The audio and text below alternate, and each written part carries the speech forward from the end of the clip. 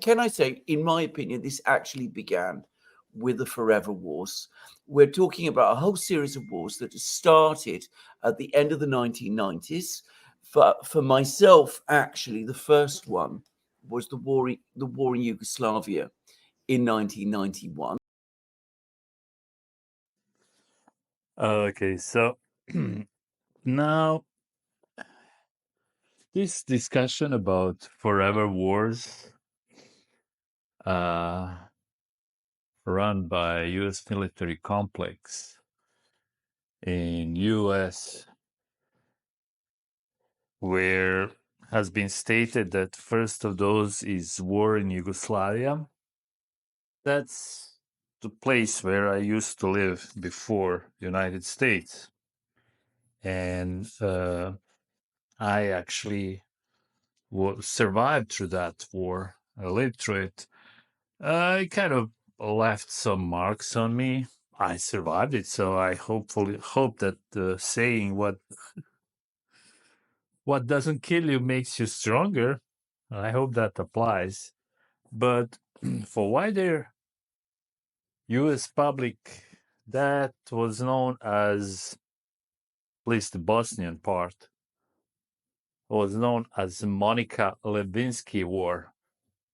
That, I suppose, rings a bell in your mind. That was funny for us too, listening on CNN of what actually is causing aerial bombardment on our heads. And yeah, so, you know, most difficult part for me, because I managed to dodge the actual kind of frontline serve most of the time, excepting a couple of critical moments where it was really, really necessary to kind of hold the other side of storming across us. So the worst part was actually lack of electricity, lack of money, and no toilet paper. So lack of electricity, I suppose that might be difficult for anybody who lives in a modern society to imagine. How would you live without electricity? Yeah, you could try to put yourself in that kind of situation to figure out how that is. Lack of money is complete money system economy of that country broke down. And I was at that time still a student and basically living mostly on my parents' income. And hyperinflation caused by destruction of the country just basically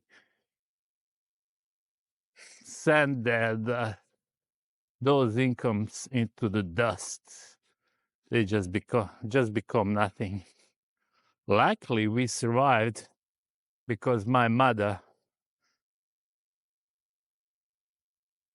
inherited piece of land at which was possible to produce food. And as most of the people in Bosnia was able to survive, because that part of European continent was, and I suppose maybe even today is, strongly agricultural. Oh well, today maybe not anymore, but at that time, still many people lived and worked of their own small piece of lands, and I think that is called as substantial, not substantial farming, but something like that. Anyway, farming that is made on such a small piece of land that basically is just enough to feed one family. Yeah. And,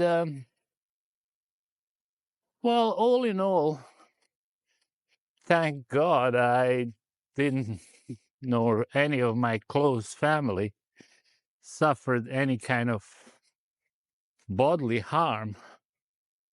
Psychological, that's completely another matter. But no body harm, so it was certain strain. However, that was such a interesting times. There was always something going on, and every day on TV, occasionally electricity would come on for an hour or two, every second or third day, and we would be able to watch what on local TV has been broadcasted, what CNN was actually reporting on us.